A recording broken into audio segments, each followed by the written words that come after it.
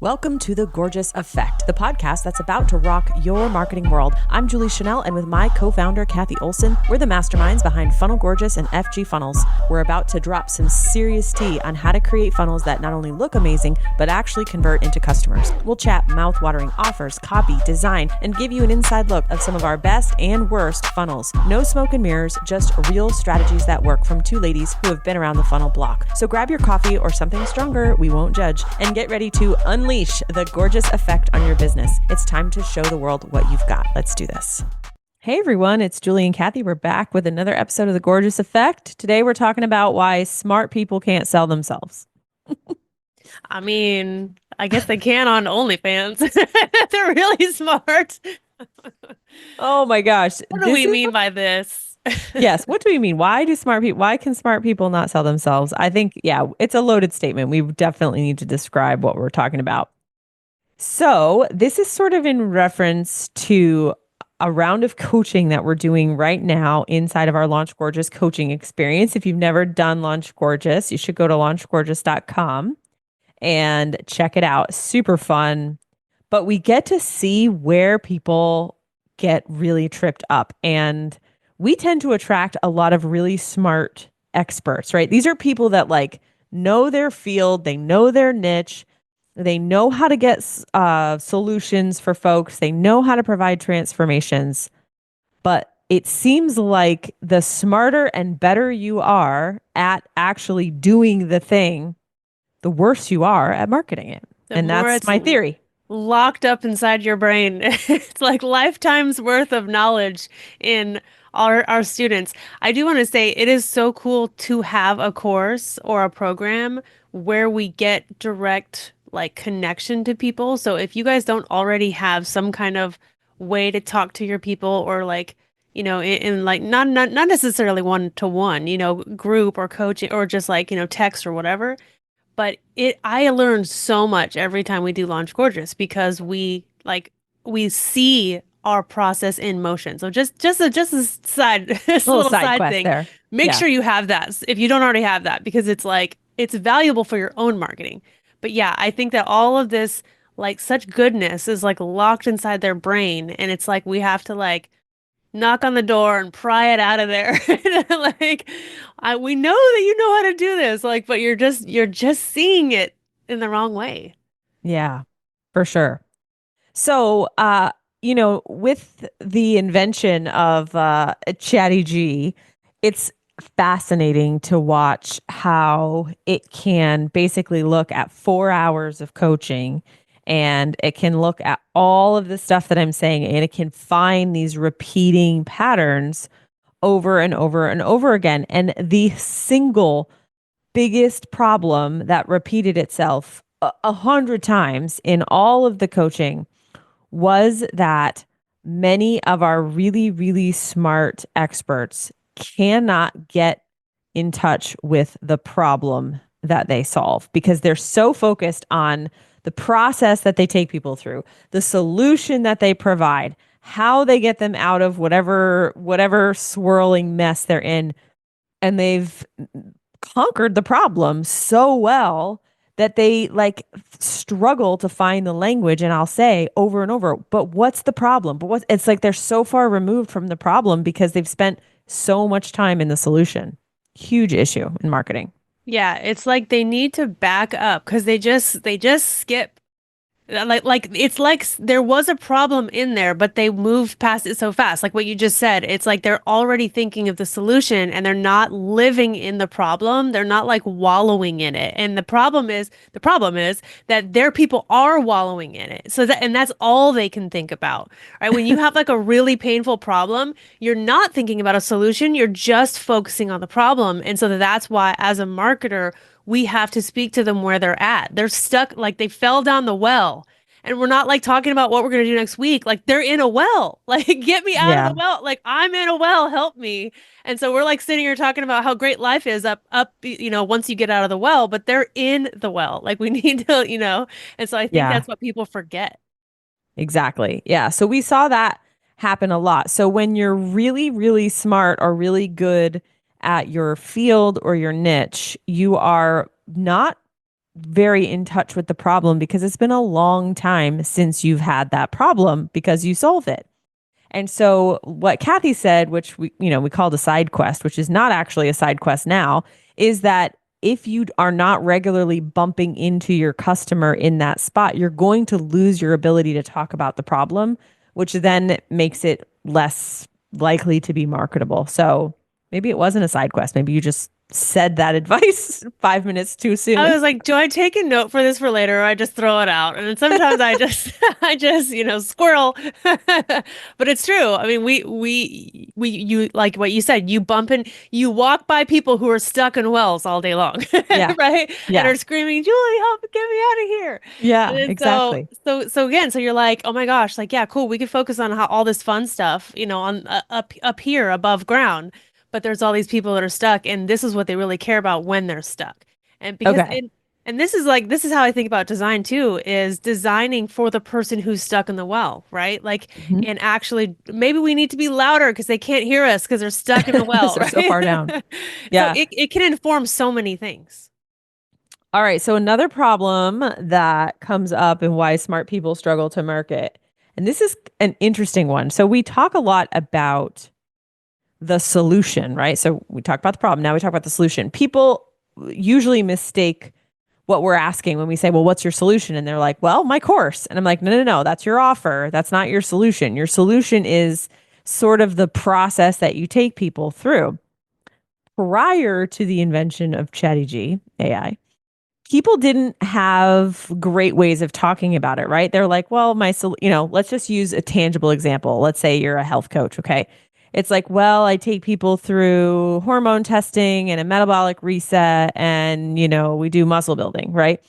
And they're not seeing that solution as unique or different because I mean, that's what a lot of people do, right? It's not actually unique or different. And so pre AI, I think people struggled to really communicate what was different or why they were getting a result when other people weren't.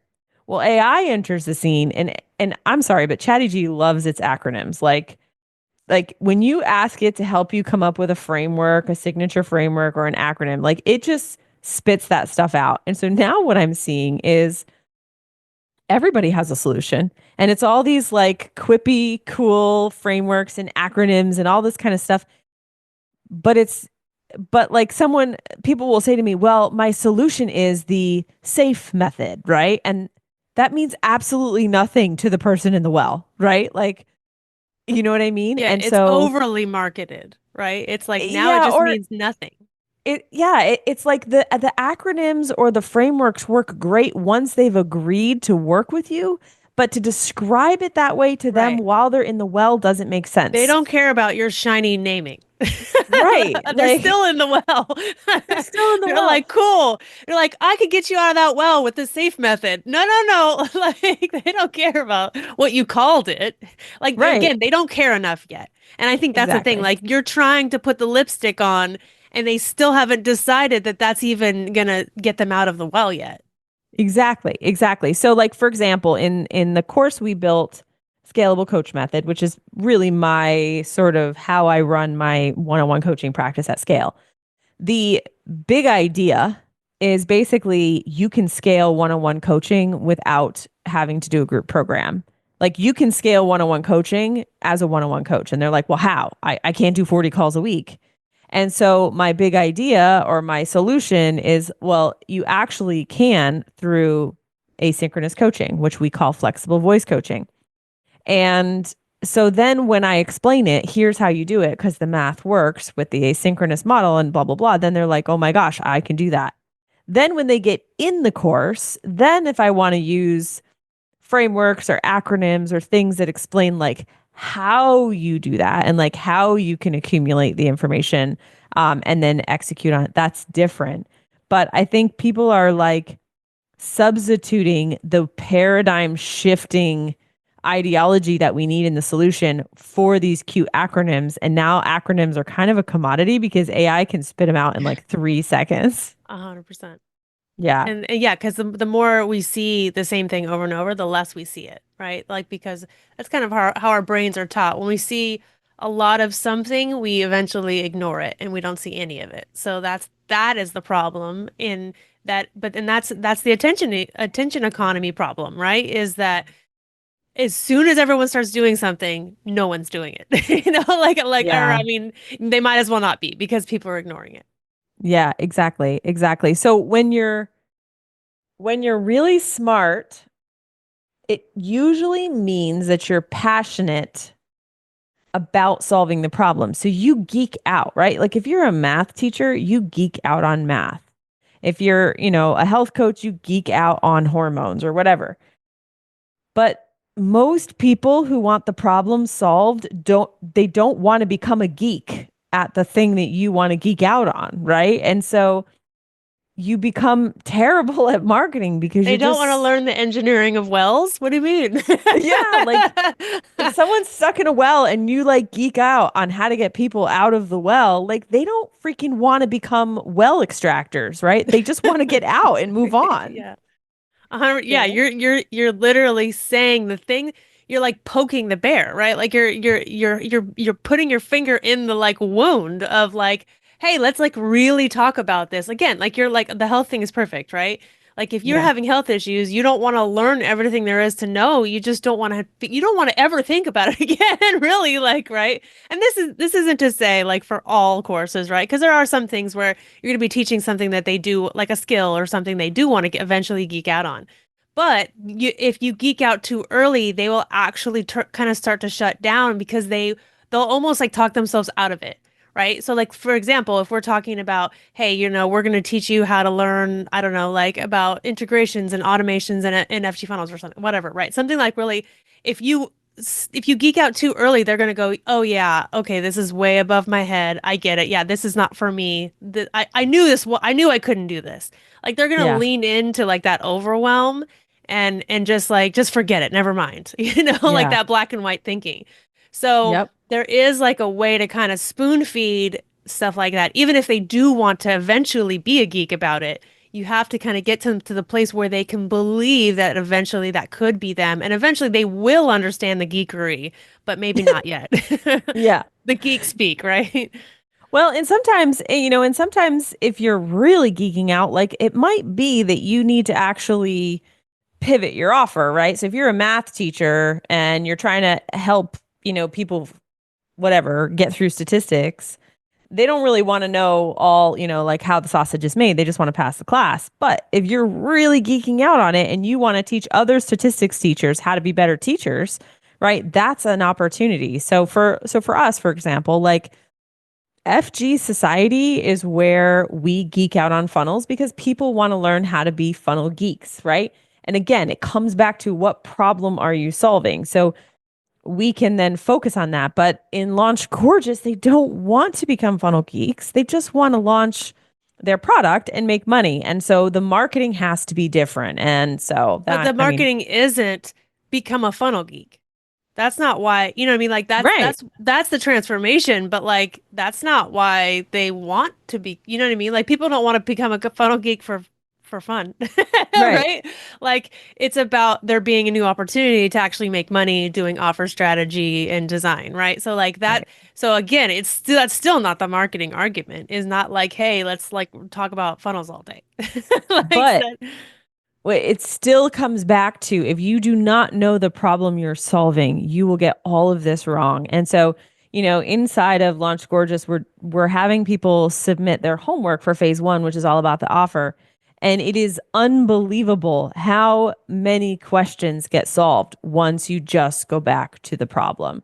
And it's about the only area where focusing on the problem actually does you good because in many cases, focusing on the problem in real life doesn't actually help you. But in marketing, it 100% does. it levels the playing field so you guys are talking the same language. And so there's it's like that's why the problem matters is because you like what you said in the beginning, you are so far removed from their current situation and this is just like a direct line to where they are right now.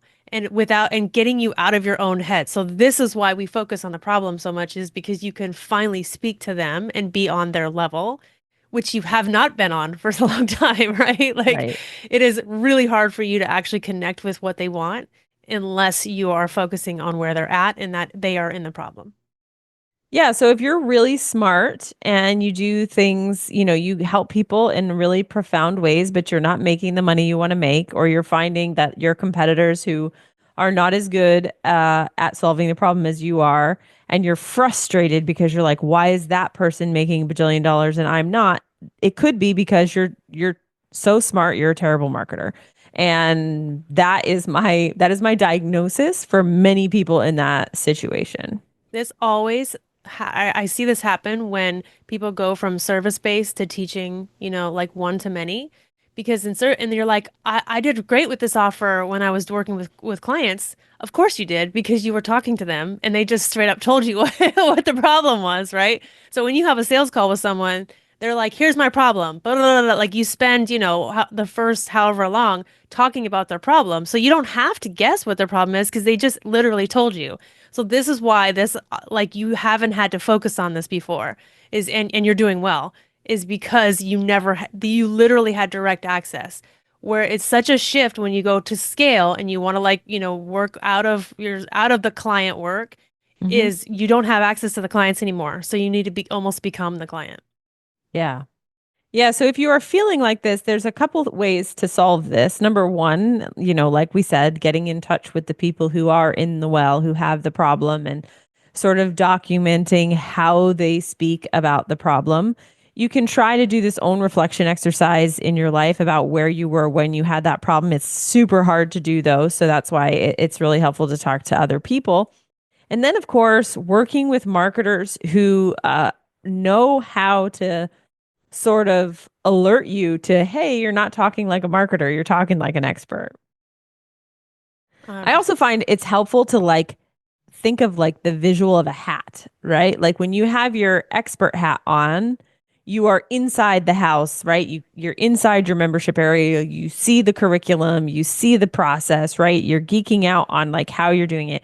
But when you put your marketer hat on, you're actually going out into the market, right? You're going outside the house, outside the membership area. You have to assume that nobody knows what you're talking about.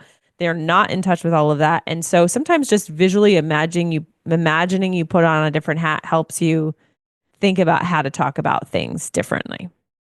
Yeah, because that's the cool thing is once that's unlocked, like you're in the zone, right? So like once you just unlock that like alternate like viewpoint, you're gonna rock it out. Like you're better at marketing it than any of the marketers, right? Like that's like what's so cool is that if you just unlock that other perspective, they cannot market it the way you would market it because you actually do know it. Like that information is locked inside your mind.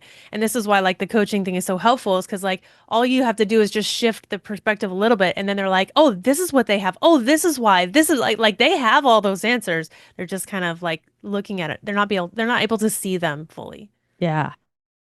Well, hopefully we have clarified our crazy statement that it's hard to sell if you're smart. It's meant to be kind of cheeky and also to reassure you that like just because you haven't had success yet doesn't mean success isn't coming for you. It's just a matter of changing your perspective because it's awesome that you're really, really good at getting the solution. And those are the people we want to help because those are the people who can actually make a difference in the world. We just need to retire their smart hat for their marketer hat. Not to suggest that marketers aren't smart, but it's a different way of looking at the world for sure. Yeah. All right, guys. Thanks so much for hanging with us. We will talk to you soon. Bye, everyone. Thank you so much for hanging out with us today. We're just getting started with this podcast, and we're so excited to have you on this journey with us. If you found value in today's episode, we'd be over the moon if you'd consider subscribing. It's like a virtual high five that keeps us going. And hey, if you're feeling extra gorgeous, leaving a review would mean the world to us. Your words not only make our day, but it also helps other amazing folks just like you find our show through your review. Lastly, if you know someone who could use a little sales pep talk, why not spread the love? Share this episode and let's grow this gorgeous community together.